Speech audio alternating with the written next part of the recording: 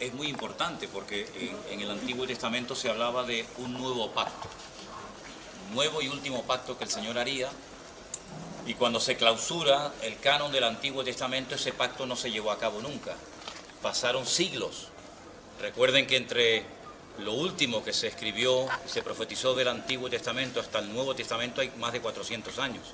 Por lo tanto, quedó en puntos suspensivos el cumplimiento de aquel pacto. ¿Cuándo se cumplió aquel pacto? Bueno, ahí esperaron siglos, generaciones, hasta que en la última cena el Señor Jesucristo mencionó que este es el nuevo pacto en mi sangre.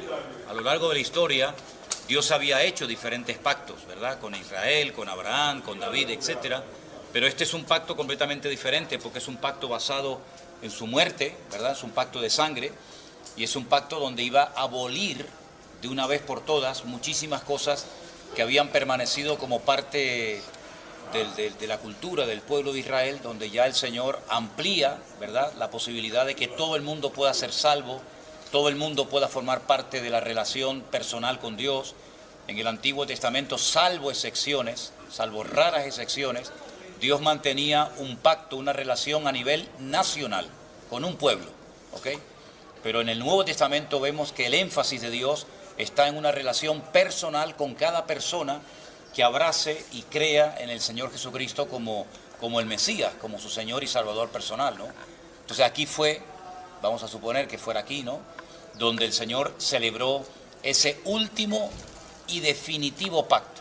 Sé que se ha puesto muy de moda en algunas iglesias, en algunas denominaciones, hacer pactos, hay que hacer un pacto para no sé qué, no sé cuándo. Eso es todo mentira, eso es todo sacar las cosas fuera del contexto. El último y definitivo pacto que el Señor hizo, y sin lugar a dudas el más importante, ¿verdad?, fue el que hizo en este lugar, en la noche de la Pascua, cuando después Él es prendido a las pocas horas, y bueno, todos conocemos el resto de la historia, ¿no? Van a ver un olivo así como, creo que es de bronce, ¿no?, un olivo de bronce que hay ahí.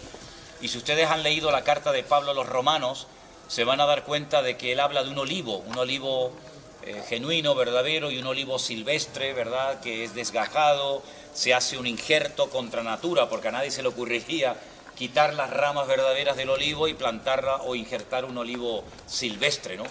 Pero en cierto sentido eso fue lo que pasó, de una forma simbólica, metafórica, cuando el Señor del pueblo de Israel, digamos que hace un solo pueblo, y nosotros los gentiles hemos sido injertados en ese olivo verdadero, ¿no? Y Pablo termina diciendo que bueno, que no te ensoberbezcas porque no son las raíces las que alimentan la raíz, no son las ramas las que alimentan la raíz, sino la raíz la que alimenta las ramas. Y poderoso es Dios para volver a injertar en el olivo verdadero al pueblo de Israel, ¿no? Es decir, que Dios hace muchísimas cosas esa noche de ese pacto. Muchos no fueron conscientes, sinceramente. Yo creo que fue después de años que se dieron cuenta de la profundidad de lo que el Señor estaba haciendo esa noche, porque esa noche cambió el rumbo de la historia.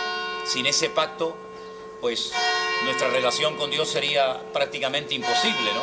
Así que creo que es un lugar muy lindo.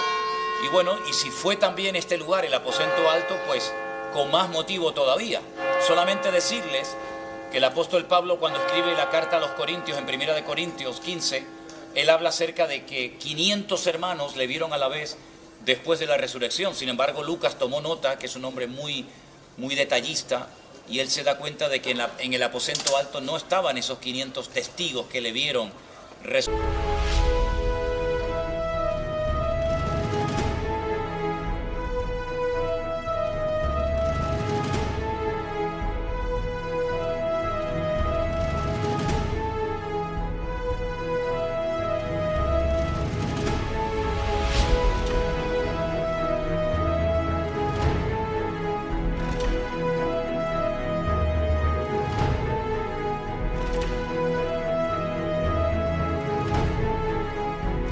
Había tan solo 120, lo que quiere decir que en una semana, ¿vale?, porque Pentecostés es una fiesta, Shavuot es una fiesta que se celebra justo 50 días después de la Pascua, pues hombre, si el Señor Jesucristo estuvo 3 días enterrado, muerto, se apareció y estuvo 40 días con sus discípulos, 43 son 43, hasta 50 serían 7 días que esperaron en este lugar esperando la promesa del Padre.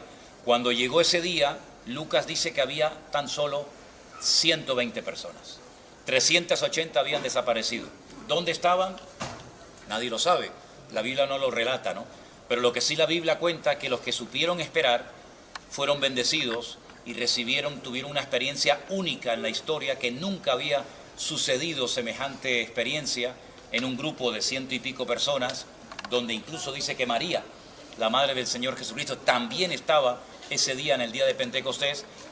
Y bueno, y así nació lo que nosotros llamamos la iglesia, ¿no? Dice que había de todas las naciones bajo la tierra, judíos prosélitos, árabes, cretenses, de todas partes del mundo, que habían venido a celebrar la fiesta de Shavuot, de Pentecostés, donde los judíos recordaban y recuerdan cómo se le dio la ley a través de Moisés en el Antiguo Testamento, pero nosotros recordamos que ese día fue el que el Señor en la historia escogió para que todos fueran llenos del Espíritu Santo, así dando a entender de que aquello que sucedía esporádicamente en el Antiguo Testamento sobre algún rey, algún profeta, algún juez, etcétera, ya esa etapa pasó a la historia. Ya todo creyente, dice el apóstol Pablo, no quiero que ignoréis, y son 3 veces que él repite esa expresión en sus cartas, no quiero que ignoréis, y dice que todos ustedes son templo del Espíritu Santo, el cual mora en vosotros. Eso es algo tan normal para nosotros, pero eso es toda una revolución, porque eso no ocurría nunca. Después de Cristo sí ocurrió como lo más normal del mundo. Todo creyente que ha nacido de nuevo, que ha tenido un encuentro personal con Cristo, tiene el Espíritu de Dios morando en su corazón.